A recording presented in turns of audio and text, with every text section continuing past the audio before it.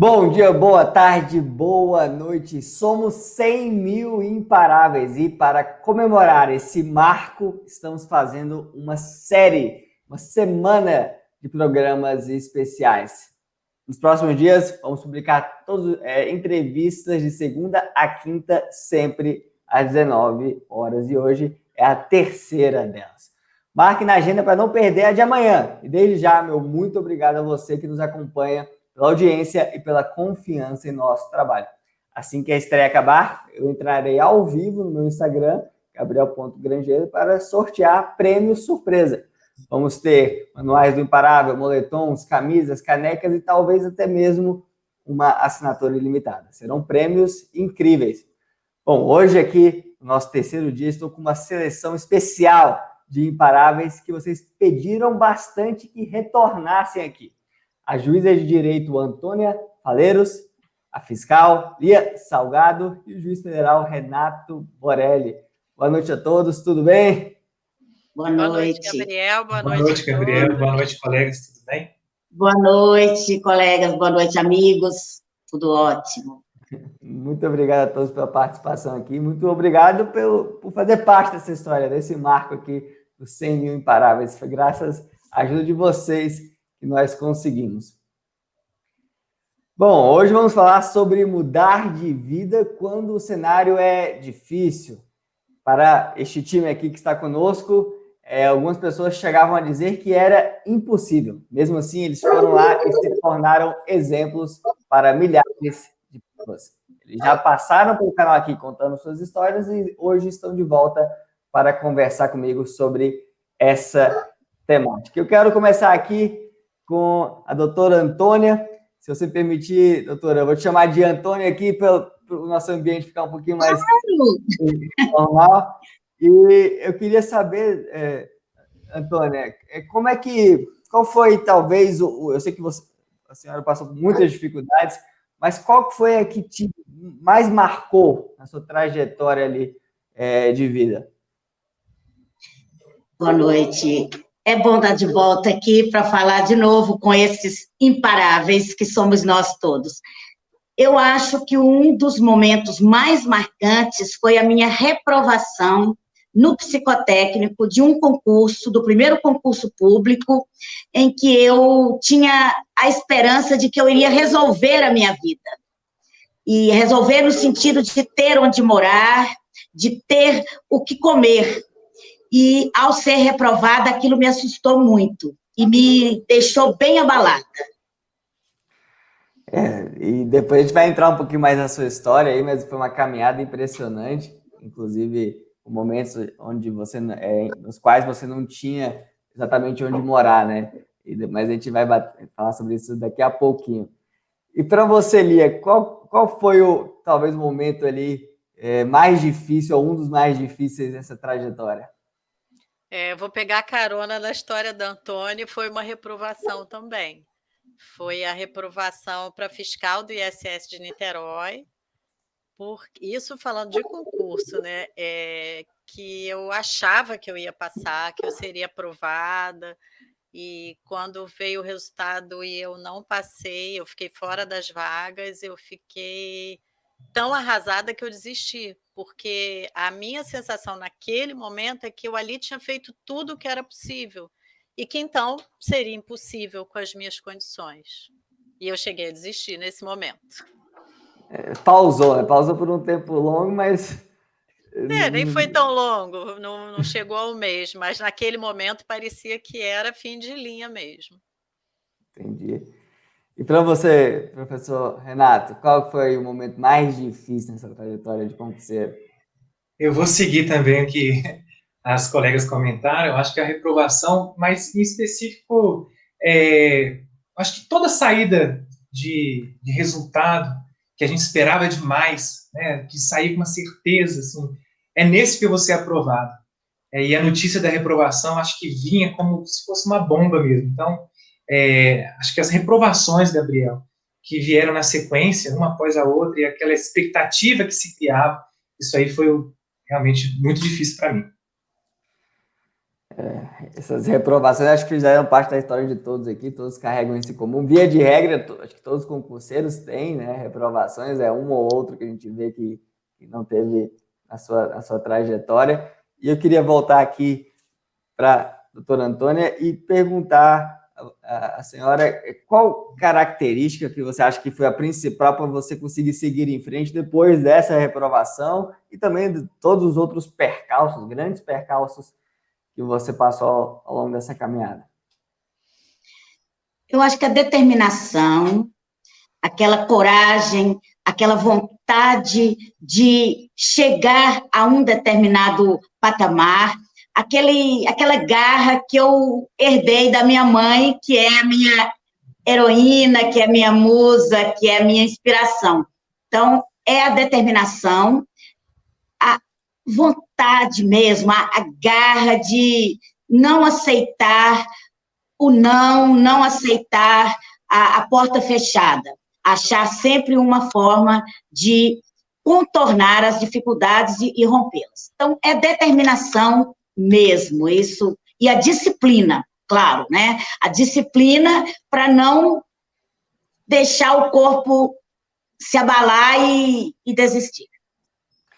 E abrindo parênteses aqui na disciplina, como que quem nos assiste hoje pode ter mais disciplina? É uma pergunta que eu recebo com alguma frequência. Não é fácil, mas é exatamente o que move.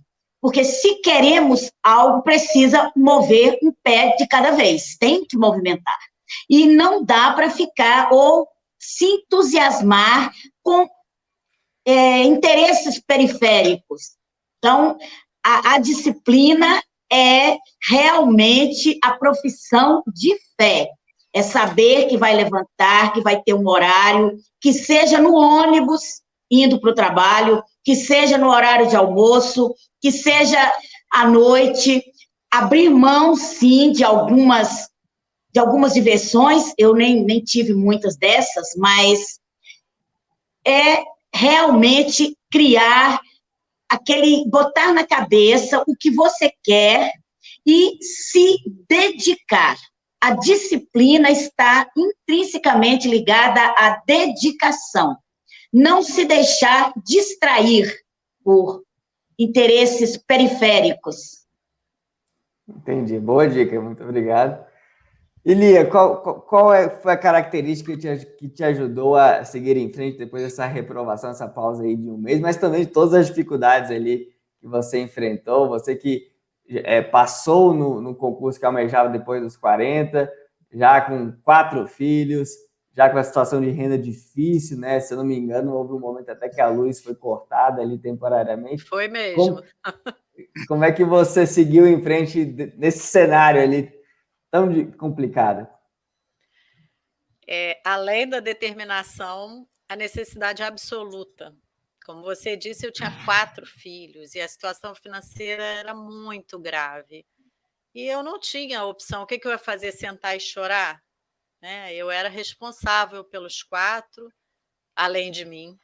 Então, acho que a necessidade absoluta me fez seguir em frente. Eu costumo dizer que não foi tanto mérito meu. Eu tinha uma tarefa para cumprir e que era intransferível. Certa vez eu entrevistei aqui uma servidora do TJDFT, a Wanda, e ela disse que não se caça de barriga cheia, né? Então, talvez seja mais ou menos isso, né? A gente vê pessoas que têm uma condição média ou boa até, e não tem essa fome, né? E às vezes, quando tem a necessidade, não tem alternativa. Ou vai caçar, ou acaba... Ou vai morrer. Eu não ia falar morrer, mas como você falou... Mas é isso, estamos falando de caçar, de sobreviver, né?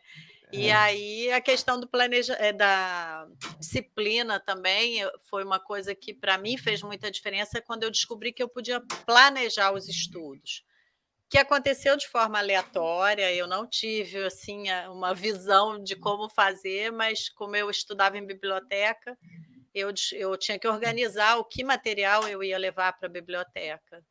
Então, com isso, aos poucos, eu fui descobrindo que eu podia fazer um plano de estudo, e isso ajudava muito a disciplina. Eu sabia o que fazer, que horas. Então, evitava a dispersão. Foi uma coisa que eu acho que deu um salto de qualidade na minha preparação. Planejar o dia antes, a semana e as pequenas metas, né, do que você estudaria e Na verdade, eu planejava um mês, um mês. Legal. para não me perder e estudar sempre as matérias de que eu gostava mais e que, obviamente, já sabia mais, e deixar aquelas outras sempre para o final. Então, eu colocava no mês, eu sabia o que eu ia estudar a cada dia. Legal. E você, professor Renato, como é que você conseguiu persistir nesse cenário? Você foi reprovada, se eu não me engano, em 10 concursos da 10 magistratura, que concursos. era o seu sonho, Isso. né? É muita derrota, vamos dizer assim, temporária, né? Mas é ao longo do caminho. E qual foi o artifício que você usou dentro de você mesmo para conseguir seguir em frente? Aliado que a Antônia comentou sobre a questão da determinação, comigo teve muita persistência também. Eu vim de uma história um pouco diferente da que a Antônia coloca, que a Lia também coloca para nós.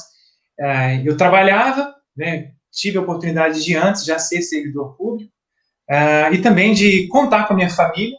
Então, essa questão para mim foi um pouco diferente, porque eu tinha um apoio, tinha um suporte muito grande. Mas como eu tinha determinação, o sonho muito intenso, uma vontade muito grande de me tornar juiz, aliado também à questão da persistência, eu fui até o final. Então, teve uma queda, a segunda, a terceira, a quarta, a quinta, a sexta, a 10ª, até que eu cheguei na minha aprovação. Meu lema, eu sempre falo, persistência sempre. Legal.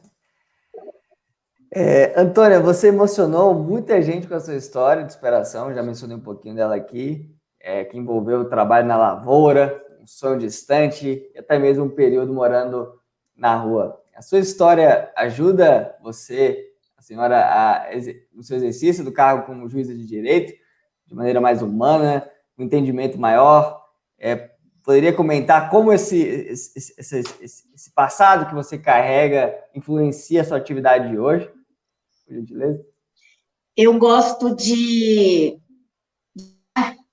Sempre que me perguntam sobre se a história interfere ou ajuda ou não no ato de julgar, eu cito o meu mestre, o desembargador Walter Viado, que dizia que toda decisão ela é fruto do intelecto, e ele dizia, cabeça, é fruto do coração, dos valores, da sua história de vida, e acaba sendo também fruto de toda a sua trajetória. Então, nós julgamos com a cabeça e com o coração. Ele costumava dizer que o que não se deve é julgar com as tripas, era como ele dizia, né? No sentido de interesses diretos, materiais, enfim. Então, ele dizia, e realmente, ao julgar, acabamos levando toda uma bagagem de vivência, o que não significa que haja ou não um pendor. Eu faço muita questão e muita preocupação de manter esse distanciamento objetivo, mas é certo que a vivência, a história, o conhecimento e a própria experiência da dor, o que a gente chama de a memória da dor, ela, de certa forma, faz com que a gente consiga, talvez, olhar o outro de uma forma mais empática. Eu, particularmente, sou apaixonada pelo ser humano, então eu gosto de gente em qualquer situação. Mas eu acredito, não sei dizer se eu tivesse passado uma outra história, porque eu não tive a outra história. Então, o que eu sei dizer é que a única Antônia que eu conheço é esta. E esta trabalha e vive com os valores de respeito às pessoas, de consideração, que aprendeu pela vida fora. Eu acredito que as nossas histórias são importantes, mas no ato de julgar em si, ela talvez permita este olhar, mas que não interfere na decisão final em si, eu acredito. Legal, parabéns, doutora, pela história. Lia, você passou aqui pelo canal, a sua entrevista teve uma repercussão muito positiva, aí, mais de 100 mil visualizações, comentamos aqui sobre isso, comentamos uma vez no WhatsApp, né? Você chegou a ler os comentários que o pessoal deixou lá para você? Li todos, comecei a responder alguns, mas são muitos. Li todos. E ao ler esses comentários, o que veio à sua mente ali, esse passado, essa trajetória aí que você passou como concurseira? Gabriel, aconteceu uma coisa muito interessante. Quando você me convidou para o Imparável, foi logo no início da pandemia. E foi muito difícil aceitar, porque eu achei que nesse momento a gente não tinha mais nada para falar que não fosse a situação mundial. Mas aí depois, eu conhecendo melhor você e o canal, eu falei, não, vamos lá. E aquilo foi um marco para mim, porque quando eu vi a repercussão, quando eu vi os comentários das pessoas, eu resolvi reativar minhas postagens e voltar a estar mais presente, porque assim, o que eu vi foi muita gente passando por coisas parecidas com as que eu passei, e sentindo como eu me sentia, como eu acabei de falar, quando eu desisti, que eu falei, caramba, não tem nenhuma Lia Salgado no mundo dos concursos, com 4 filhos, sem dinheiro, sem estudar há 15 anos, né? Então, o que eu vi, me emocionaram muito os comentários, porque eu falei, nossa, isso ainda é verdade, tantos anos depois, eu preciso contar. As pessoas precisam saber que é gente comum, como a Antônia está falando, como o Renato está falando, assim, é gente comum que passa, cada um tem uma história. A Antônia teve a dela, Renato teve a dele, eu tive a minha. Todo mundo que vai assistir a gente tem suas dificuldades, não é passar num concurso não é fácil para ninguém. E cada um vai ter que lidar com as suas coisas. Então, eu quero agradecer a você pelo convite, porque foi um marco para mim. Eu que agradeço, e eu sei que seu trabalho, seu exemplo, seu testemunho vai inspirar muita gente ainda. Está só começando, vamos dizer assim. Muito ainda para acontecer. E você, professor Renato, você foi reprovado 10 vezes, como eu falei, caracterizou a sua história, como você me disse na entrevista, com muita dor, persistência, né? E conseguiu chegar a esse objetivo, se tornou professor, também coordenador aqui no GRAN, nas carreiras jurídicas, as carreiras, e também com um foco ainda maior na carreira da magistratura, que você observa também mais de perto. Como é que essas reprovações moldaram o juiz Borelli? Primeira pergunta. E também o professor Borelli. A questão da dor é interessante porque a dor, para mim, não foi só a dor emocional. Eu tive problema de dor física, né? Na minha entrevista, eu cheguei até a comentar que eu tive um problema seríssimo de não respeitar o meu corpo, os meus limites e tentar ir à exaustão. Eu tive um problema muito sério de coluna durante a minha preparação para os estudos para a magistratura. Eu vou inverter. Você fez a pergunta como isso me moldou tanto na magistratura como professor. Eu vou começar respondendo como professor. Como professor é muito importante porque eu sei muito bem o que a pessoa que está estudando precisa. O que como a própria Lia falou assim, é gente como a gente. Todos os problemas são diferentes, mas cada um vai enfrentar alguma dor, seja uma dor emocional, seja uma dor física. Então, isso é muito importante na minha situação, na minha condição como professor. Saber lidar com esse problema que o aluno atravessa, essas dificuldades. Ele sente alguma coisa que eu posso ter sentido, mas ainda que eu não senti aquilo exatamente, eu sei de alguma forma tentar ajudar. E como magistrado também, a Antônia falou, isso acaba moldando a gente, né, Antônio? Essas máximas experiências de vida, no momento de julgar, acho que inclusive desculpa a expressão que eu vou usar, essas pauladas de tanta reprovação, uma reprovação e outra, traz para a gente a característica principal, que é a humildade. Saber, acima de tudo, que a gente falha e que a gente não é invencível. Isso, na hora de julgar e sentir o que o outro coloca ali no processo, para mim é muito importante. E moldou demais.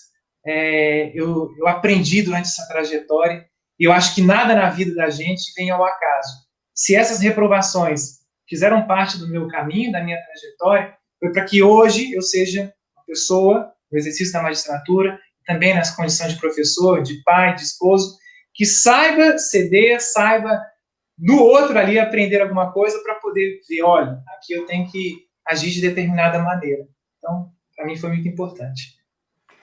Parabéns, professor, e obrigado pela dedicação aqui ao Gran Cursos Online. A gente conversa amanhã, tarde, noite, madrugada, aquela correria dos bastidores que às vezes os alunos não enxergam, né? Mas para a coisa acontecer, né, não brincamos com sonhos aqui. Eu que agradeço, Gabriel. Obrigado mais uma vez pela confiança, tanto como professor como na função de coordenador. Obrigado. Tem uma pergunta aqui para todos, mas eu vou começar com a doutora Antônia. Como é que foi a sensação ao ver o seu nome no Diário Oficial, já aprovado em todas as fases, o cargo do sonho ali, no seu caso, a magistratura? Doutora Antônia. Eu acho que a minha emoção, eu acho que maior, foi do primeiro concurso. Talvez ela tenha sido tão intensa que as demais eu já sabia qual era o gosto.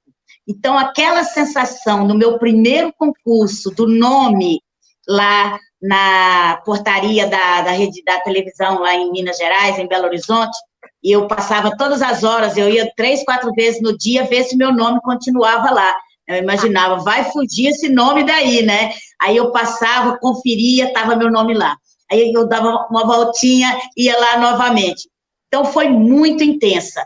As demais já foram mais tranquilas, inclusive as da magistratura, não é? Nos outros, inclusive os outros concursos da magistratura, já foram mais tranquilas, porque eu acho que depois que a gente garante onde dormir e o que comer, o que vier é lucro.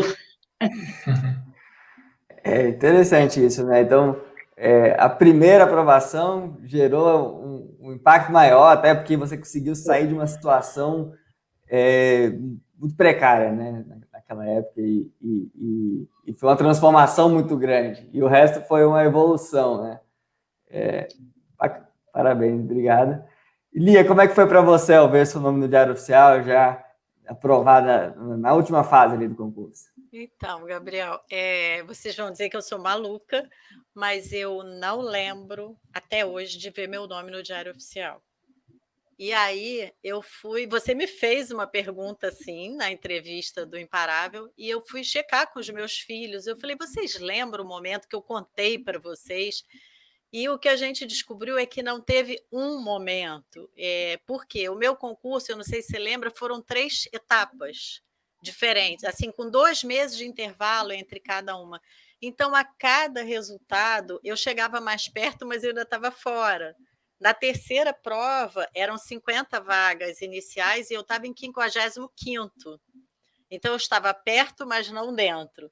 E aí, lembra que eu falei, um amigo me ligou e falou, Lia, você já viu? Saiu a nota da redação, a sua foi a maior nota disparada. Você foi para 5º lugar na classificação geral. Então, isso é o que eu lembro. E aí, o que acontecia? Esse concurso tinha um curso de formação que era eliminatório. Depois da aprovação, era um curso de 30 dias, você só podia ter 3 faltas, senão estava eliminado, e 15 minutos de atraso era falta, e eram 30 dias úteis. E aí meu filho lembra que, assim, na primeira semana, eu morando em Niterói, o curso no Rio, a ponte engarrafou, e aí eu tive que descer, para quem é do Rio vai saber, logo na descida da ponte, e andar até a prefeitura, assim, galopando. Cheguei lá com o calcanhar sangrando, porque eu tinha que chegar antes de dar 15 minutos de atraso.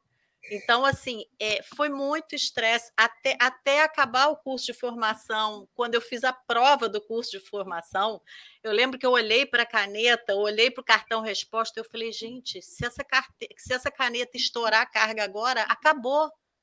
Eu perdi tudo que eu fiz até agora, para você imaginar o nível de tensão que era até o final.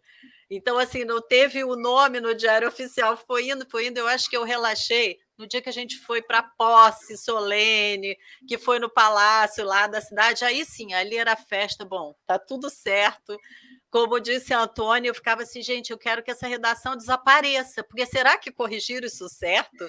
Será que foi isso? Muito medo de que aquilo ainda não fosse real.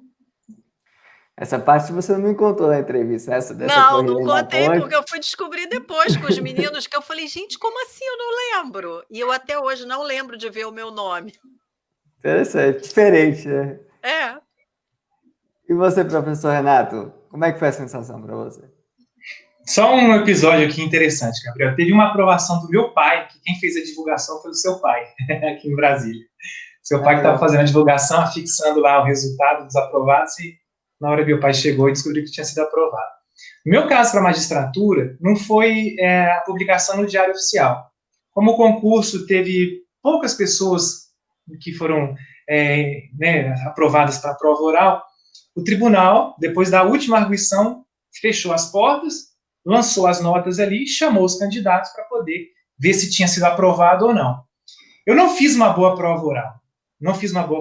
Por N razões. Uma noite de véspera muito mal dormida, a questão de ter chegado ali onde tanto se desejou. Eu não fiz uma prova muito boa, principalmente em 2 disciplinas. E aí eu acabei voltando para o hotel e falei assim, olha, se não deu agora, chegando tão próximo, é porque realmente a magistratura não é para mim. Aí me ligaram da secretaria do concurso e falaram assim, vem para cá, Renato, vem para cá porque o pleno está fechado e vão lançar as notas daqui a pouco. Eu estava hospedado ali em Recife, muito próximo ao tribunal, peguei um táxi e fui correndo lá para o tribunal. Aí abriram as portas do plenário, afixaram lá no fundo o resultado, e realmente foi difícil. Quando eu lia meu nome ali e via todas as notas, assim, eu fui aprovado. Foi muito bom. Foi muito bom também poder ligar para minha mãe, ligar para os parentes, falar assim, eu fui aprovado.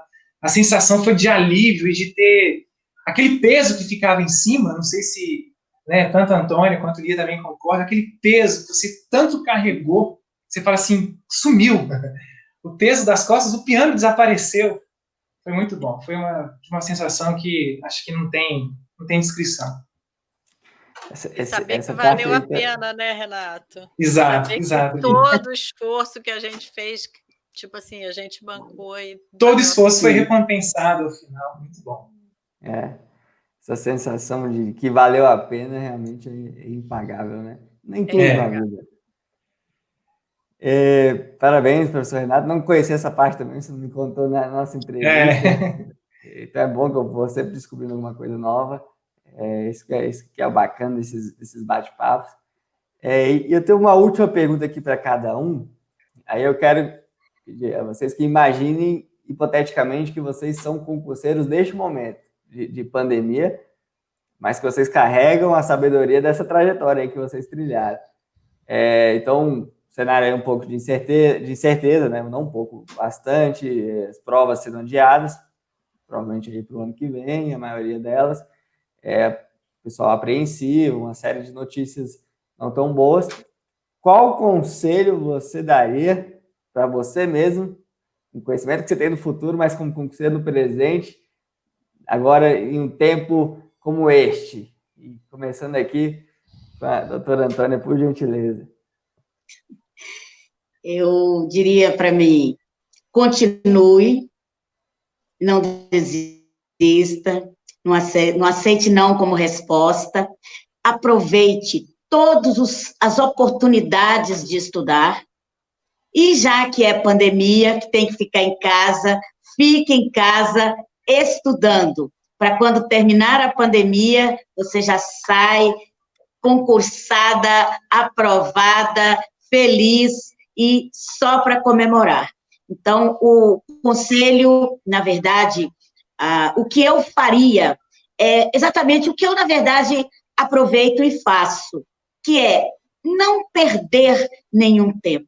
Todo o seu tempo é extremamente precioso.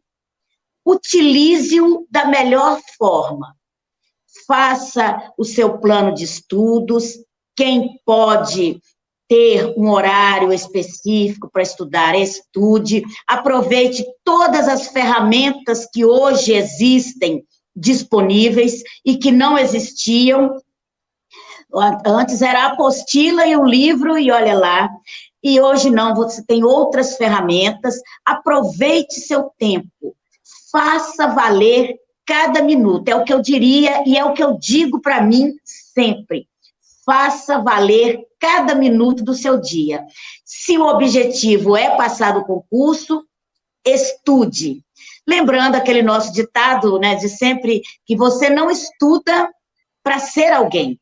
Você estuda porque é alguém que sabe o que quer. E se o que quer é passar no concurso, coloque o corpo para trabalhar a seu favor. Muito legal, muito obrigado. E você, Lia, qual conselho você daria para você mesmo em um cenário como este? Quando você falou, a primeira coisa que eu pensei, pegar uma folha e fazer uma planilha, organizar o estudo, que horas que eu vou cuidar da casa, que horas que eu vou fazer das coisas, reservar o tempo de estudo. Mas uma coisa que eu faria é equilíbrio, que foi uma coisa que eu não tive, assim como o Renato, eu também adoeci, porque passei do limite. Então, eu acho que eu ia me deliciar fazendo uma planilha bem equilibrada, com tempo para fazer atividade física, separando um tempo para fazer nada, para o lazer mesmo.